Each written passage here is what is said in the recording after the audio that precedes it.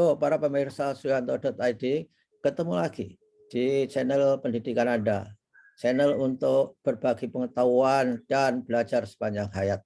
Nah, kali ini kita masih akan berbicara soal kesehatan gigi dan mulut, episode kedua, bersama pakar dan tokoh yang senior, yaitu Bapak Profesor Dr. Gigi Sudibyo, SUSP Perio Konsultan. Nah, beliau akrab dipanggil dengan Prof. Dibyo, begitulah di tempat praktek di dental center ini. Nah, apa yang akan kita bicarakan saat ini adalah bagaimana kita merawat gigi dan kesehatan mulut yang baik supaya tidak memiliki dampak ikutan secara sosial maupun verbal akibat dari gigi dan mulut yang kurang terawat. Sebelum saya sapa Prof. Dibyo, jangan lupa Anda selalu klik subscribe supaya selalu mendapatkan video terbaru dari Suyanto.id. Nah, kita sapa dulu. Assalamualaikum warahmatullahi wabarakatuh, Prof. Dibyo. Assalamualaikum warahmatullahi wabarakatuh, Prof. Yanto yang bayati. Ya, apa kabar, Prof? Baik, sehat, alhamdulillah. Ya, oke. Ibu gimana, Prof. Yanto? Ya, alhamdulillah baik-baik, semua baik dan sehat karena sudah divaksin semua, dan tentu saja vaksin plus doa dan zikir yang menyebabkan imun kita. Nah, gimana dok supaya gigi kita itu tetap sehat, tidak oglak-aglik, kemudian tidak menimbulkan dampak sosial ketika kita berkomunikasi akibat dari persoalan gigi. Dok, moga dok. Terima kasih Prof. Yanto. Assalamualaikum para pencinta Suyanto.id yang tersayang, terhormat. Pada kesempatan ini kami bertemu dengan Prof. Yanto, seorang pakar, seorang guru besar yang sudah senior juga, sudah seorang teknokrat di Jogja, pengembang, pencinta pada kesehatan khususnya pada masyarakat ini, pengetahuan di masyarakat, supaya masyarakat itu bisa bisa disinari oleh ilmu yang ada diberikan oleh Allah ini. Kita ilmu itu memang lebih baik. Terima kasih. Ya, dok, bagaimana orang supaya giginya tetap sehat, mulutnya sehat, sehingga dia giginya kuat dalam arti medis dan baik secara kosmetik. Gimana dok? Terima kasih. Kembali kita tentang kesehatan gigi. Kita kesehatan gigi itu sebetulnya gigi itu enteng-enteng aja, tidak usah berat-berat.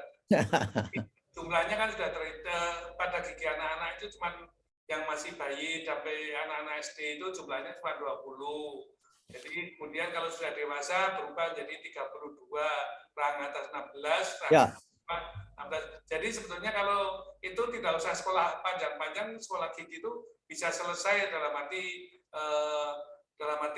tidak usah terlalu pusing-pusing, tapi dikerjakan itu aja. Oke. Gigi itu terhadap permukaan gigi rang atas, rang bawah itu ada permukaan, di mana permukaan itu kemarin sudah saya yang lalu, minggu yang lalu itu memang ada penyebabnya terjadi kerusakan pada gigi itu, yaitu adanya bakteri yang ditempel dalam rongga mulut itu. Jadi kalau gigi kita untuk bertengger bakteri, Prof, itu saya kira akan mengubah tampilan kita kadang-kadang. Kalau kita misalkan saja menyebarkan bau tidak enak, tidak sedap, itu saya kira kan mengganggu komunikasi dok ya. Bisa terjadi nggak itu? Nah ini Prof. Yanto. Jadi sebetulnya kita tidak usah berat-berat dipikir, tapi dikerjakan, karena sebetulnya kalau bahasa baju atau mungkin pakaian kita itu, kalau pakaian kita itu tidak pernah dicuci dan sebagainya, itu pasti ada keringatnya, ada barang yang nempel di situ, bisa dari mana saja. Masuk gigi itu kan setiap saat itu kan untuk makan, berarti untuk kontak dengan makanan, yang makanan itu bisa makanan itu karbohidrat, kemudian makanan yang lengket, di mana di situ makanan yang lengket itu kalau terlambat mencucinya atau mungkin menggosoknya, maka ini ada masalah, yaitu masalahnya berupa kotoran yang nempel di dalam rongga mulut itu. Lebih-lebih gigi itu ada daerah-daerah yang rentan, daerah-daerah yang gampang nempel makanan itu situ. Contohnya lubang gigi, sela-sela gigi, kemudian ada daerah-daerah permukaan pipi yang dalam itu ada mukosanya, kemudian di lidahnya itu sebenarnya untuk nempel-nempel makanan yang ada di situ. Nah, itu kalau ditempati oleh bakteri, maka itu proses kemarin minggu yang lalu itu sudah disebutkan, itu terjadi pengasaman, rasanya tidak nyaman, ya. Itu jadi pembusukan, Prof. Yanto. Ya, agak ya, tooth decay. Jadi jadi, nah inilah para pemirsa, gigi itu sederhana saja kata Prof. Sevio. Ya cukup dikerjakan. Tapi mengerjakannya itu tidak semua kita bisa. Apa yang harus kita lakukan ketika kita tidak bisa mengerjakan? Kan harus ke dokter, dok. Berapa sebetulnya yang baik untuk menjaga gigi itu? Gigi itu setiap berapa bulan sekali atau berapa tahun sekali diperiksa, dok? Seperti mobil saya kira perlu juga di tune up ataupun tubuh kita perlu general medical check up dan sebagainya. Gimana gigi?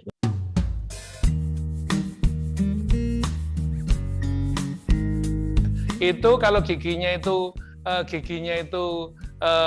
nempel di situ langsung tidak dibersihkan, masalahnya itu langsung ada proses pengasaman dalam gigi itu, proses pelunakan, pelapukan pada gigi itu. Dan itu yang paling berat itu kalau sudah proses namanya gigi itu timbul bakteri dan makanan itu sudah bekerja itu di situ langsung odorless namanya, bau mulut yang jelek, nempel.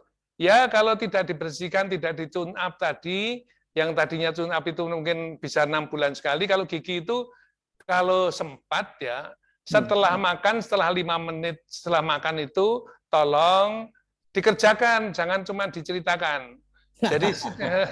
Jadi setelah makan langsung otomatis ini habit ya, kebiasaan baik itu, kalau kita langsung dibersihkan, jangan didiamkan, langsung dimut, biar dirasa-rasakan enaknya itu. Ini tidak enak, sering makanan yang sudah basi itu tidak enak.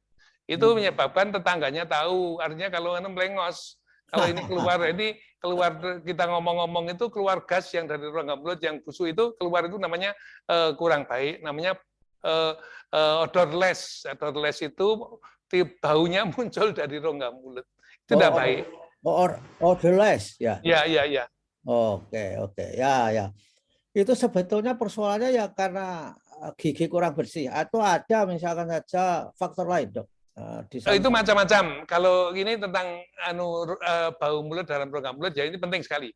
Terutama untuk remaja putri, remaja putra yang baru masih, saya sudah tidak remaja lagi, Prof. Yanto juga kelihatannya masih remaja ini.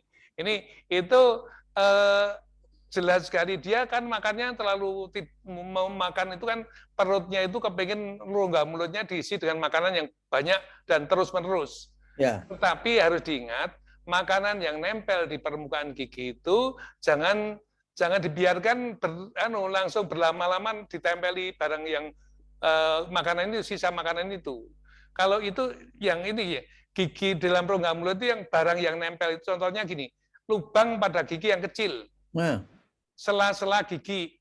Ya. Langsung sela-sela gigi itu ada gusi yang menanjal itu. Itu kalau bisa dibeli sikat gigi yang cocok untuk membersihkan gigi itu.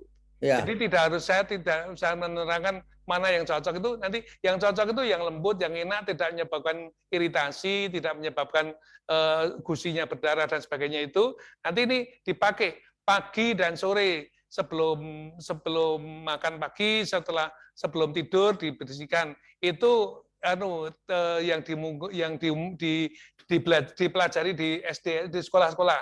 Tapi menurut saya lain. Kalau bisa sikat gigi itu yang banyak aja, enggak apa-apa. asalkan tidak keras-keras itu. Langsung kalau itu sudah bersih, itu nanti dilihatkan betul-betul gigi disiapkan kalau sikat gigi itu dengan kaca pengilon, namanya mirror itu. Dilihatkan mulutnya sudah bersih betul atau belum. Kalau belum itu masalah. Langsung begini, itu nanti makanan itu macam-macam. Ada yang makanan snack, ada yang lembut, ada yang apa dan sebagainya itu. Langsung itu kalau itu nanti tidak, kalau bisa makan dan sebagainya itu tolong langsung ditambahi dengan minum air putih. Oke. Untuk menambah keenceran daripada air ludah di situ, minum putih. Jadi ada langsung setelah ini minum itu biar yang nempel itu hilang. Oh, sambil kumur-kumur, Dok? Ya, artinya jangan langsung nempel melengket itu dirasa-rasa kayak manisnya mana itu. Jangan sampai turahannya ada. Jangan sampai ada turahan makanan di rongga mulut itu ada. Ya, maksud saya minum sambil kumur-kumur ditelan kan nggak apa-apa toh. Iya, iya, itu artinya sehat itu, sehat aja. Ya. Yang penting sehat. Ya, karena konon kalau kita minum sesuatu itu ditahan di mulut agak beberapa detik atau menit. 5 menit ya, itu. Sehat itu katanya. Iya, itu masalah itu. Jadi sebetulnya kerjakanlah yang sederhana tapi betul langsung pagi. Ya, ini kan kebiasaan sehari-hari. Jadi nanti sudah kebiasaan itu seperti mandi itu kan ada yang mandi 3 kali, 2 kali itu ada. Tapi kalau bisa giginya dimandiin terus setiap saat. Ya. Nah, Dok, gigi itu yang paling rawan untuk bermasalah yang mana? Kok menurut saya geraham ya? Kalau saya mencontoh gigi saya ya, saya nggak tahu itu apakah benar secara medis atau tergantung. Betul sekali, karena yang gigi yang rentan, yang rawan itu adalah gigi pengunyah. Itu sebabnya macam-macam. Satu, gigi pengunyah itu gigi belakang itu tumbuhnya lebih dulu. 6 tahun itu sudah 6 tahun gigi kita itu 4 tahun masih kita mau menuju ke SD, masuk SD itu gigi belakangnya sudah tumbuh. Ya. Itu dan diikuti gigi depannya, gigi depan dulu, gigi depan gini ditambah ini gigi depan. Langsung setelah 6 tahun itu gigi belakangnya tumbuh. Jadi ada jadwalnya tumbuhnya gigi itu. Ya. Jadi jadwal gigi, jadi gigi yang paling awal tumbuh itu gigi depan, tapi langsung diikuti gigi belakang. Kan gigi depan kan diprioritaskan untuk disikat setiap saat karena malu dengan tetangganya dan dikelihatan. Kalau kelihatan itu mesti ada dekay sedikit, ada hitam sedikit, mesti mamanya atau ibunya itu, wah anak saya kok udah langsung disikat. Tapi yang belakang itu sebetulnya untuk gigit makanan itu lebih lama dan lebih untuk langsung gigit makanan itu. Akibatnya apa? Di situ sisa makanan lebih banyak nempel di situ. Dan maaf ya, gigi karena makanan itu anak-anak itu mengunyah makanan itu, ada yang makanan langsung tidak ditelan tapi dimut dulu, dimut dalam rongga mulut. Itu masalah itu. Oh iya, anak-anak itu, wah iya ya sering. Kalau makan dimut aja agak ditelan-telan itu. Itu langsung namanya menggenang di dalam permukaan gigi rang belakang itu, rang bawah, rang atas di belakang, langsung itu proses dekalsifikasinya muncul. Ya oke lah. Jadi Bapak itu yang nempel yang sisanya di gigi itu lama-lama tinggal langsung terjadi bau yang tadi itu. Ya, itulah para keluarga muda cermati kalau sampai anak-anak disuapi ngemut aja itu harus punya cara bagaimana supaya dia menelan. Mungkin dipitet hidungnya mungkin supaya orang tua dulu pitet hidungnya biar menelan. Nah, ini cara-cara bagaimana menurut peninggalan kearifan lokal yang ada di situ. Karena ketika ngemut saja ternyata merendam gigi. Jadi anak-anak Anda akan tidak sehat. Nah, gigi, Dok. Gigi itu, ini pertanyaan terakhir, Dok. Gigi itu ketika tua, apakah tergantung dari kondite atau kelakuan gigi susu, gigi muda. Kalau gigi mudanya itu misalkan gigis, kemudian mereka akan tumbuh lebih sehat tidak jika dibandingkan dengan gigi yang tidak gigis misalkan saja. Gimana, Dok? Gigis itu adalah penyebabnya karena itu ada suatu daerah yang kerusakan pada gigi anak-anak, gigis. Ya. Gigi hitam itu, gigi hitam. Ya. Itu sebetulnya penyebab utamanya juga makanan. Tapi kalau itu lebih-lebih kalau dia pada saat ini dia kan belum bisa nyikat sendiri. Ya. Tapi kalau sudah gigi dewasa itu perilaku harian. Kalau dia sudah dari masuk SD, dari sekolah dasar oleh di sekolahnya di namanya UKGS, usaha kesehatan gigi sekolah itu dilatih, diberikan pendidikan di sekolah, lebih-lebih di rumah juga oleh ibunya dimarahi kok tidak sikat gigi dan diam saja, itu ada banyak anak-anak itu sebetulnya kan juga ini giginya itu nanti giginya itu kan anak-anak itu biasanya giginya pergantian gigi anak-anak dan gigi dewasa itu pada umur 6 tahun, mulai 6 Ya. tahun. Ya. Itu. Ini pertanyaan saya tadi, apakah gigi gigis itu akan menstimulasi gigi permanen? Itu tidak baik atau biasa saja, atau gigis nggak masalah, toh nanti akan tumbuh gigi yang permanen. Dan saya dulu ketika gigi susu itu copot, itu dicabut dan mitosnya itu dibuang ke genting katanya, supaya gigi yang permanen itu tumbuhnya baik. Ini kan mitos. Tapi secara medis, yang gigis itu mempengaruhi tumbuhnya gigi permanen dalam arti kualitasnya enggak, Dok? Itu gini, namanya gigi anak-anak itu namanya retensi. Jadi gigi retensi itu nyantol, tidak bisa tanggal-tanggal. Itu tetapi umurnya 6 tahun itu ternyata gigi anak-anak belum tanggal, mestinya saatnya sudah tanggal, tapi gigi permanennya sudah tumbuh, sehingga nanti giginya kalau bahasa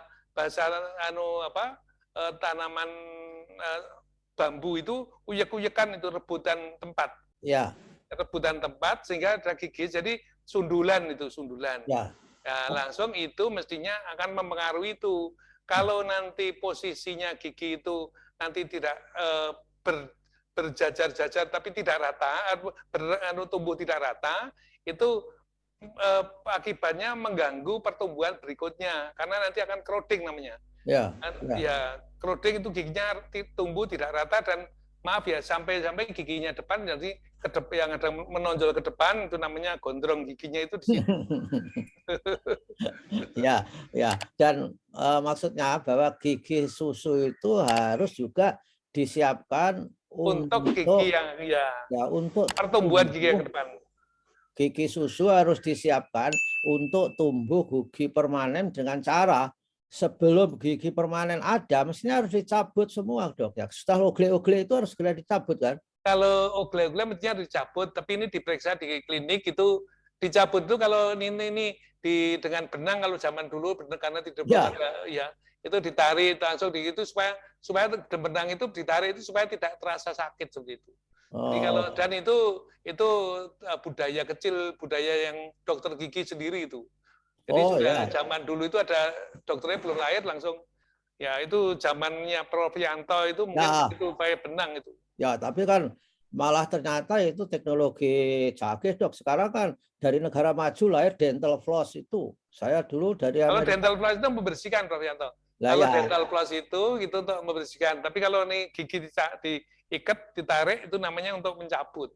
Ya, tapi maksud saya itu kan analogi. Ya seperti seperti waktu kecil kita makan sterong mentah, daun mentah, kacang mentah di sawah. Nyatanya sekarang dianalogikan ada salad yang sangat mewah di hotel. Nah, itu kan logikanya. Ya, oke lah, Dok. Jadi para pemirsa, Bapak Ibu yang memiliki cucu dan anak-anak kecil, perhatikan supaya kesehatan gigi anak-anak tetap sehat, terutama jangan sampai makan ngemut makanan, harus segera ditelan. Ini adalah merupakan pembelajaran yang penting dari Profesor Tibio, dan tentu saja ini perlu kita lakukan, dibiasakan supaya tetap sehat gigi anak-anak kita. Demikian, Prof. Mungkin ada pesan untuk yang terakhir di episode ini kepada para ibu muda yang memiliki anak-anak untuk kesehatan giginya. Mohon. Terima kasih Prof. Yanto. Ini Prof. Yanto ini pendidik masyarakat dengan teknologi, teknokrat dan sebagainya, seorang guru besar tapi masih menekuni YouTube YouTuber ini tapi untuk pendidikan kepada masyarakat. Terima kasih, Prof. Ini dengan hari ini cuman pesannya untuk ibu-ibu muda, kalau punya anak kecil, anak masih baby dan sebagainya, itu jangan sungkan-sungkan untuk meriksakan gigi sendiri. Diperiksa sendiri, itu ada barang-barang makanan yang lembut nempel di permukaan giginya, kemudian kalau itu ada, tolong dibersihkan dengan kapas untuk dibersihkan, dan ini jangan lupa kalau sudah ada decay, titik hitam di situ, itu langsung kalau nanti ganggu dan ada ini mestinya dibersihkan, langsung caranya gimana. Kalau ada yang gigi sundulan ya, gigi sundulan, tolong ini langsung dilakukan tindakan ke periksa gigi, jangan sampai tumbuhnya itu seperti tumbuh banyak gigi tapi langsung tidak rata, itu nanti biayanya lebih tinggi itu. Kalau sudah tidak rata itu ke dokter gigi itu ngaturnya itu ya mahal itu nanti. Dokter giginya seneng itu kalau ini ngatur gigi itu namanya bidang ortodonsi, meratakan gigi. Kalau dulu gingsul sidik enggak apa-apa, tapi asalkan bisa ngaji, enggak apa-apa itu. Ya, terima kasih. Ya, hati-hati. Telaten tapi ini continue. Ya, oke. Terima kasih, saudara-saudara. Begitulah pesan Profesor Debyo dari Dental Center dari Jalan Solo yang saat ini beliau adalah owner dari Dental Center. Terima kasih Prof. Debyo. Mudah-mudahan minggu depan kita ketemu lagi dan selalu sehat walafiat. Wassalamualaikum warahmatullahi wabarakatuh. Waalaikumsalam Prof. Yanto, yang baik hati ini luar biasa sehat semuanya keluarga yang di rumah. Terima kasih. Assalamualaikum warahmatullahi wabarakatuh. Waalaikumsalam.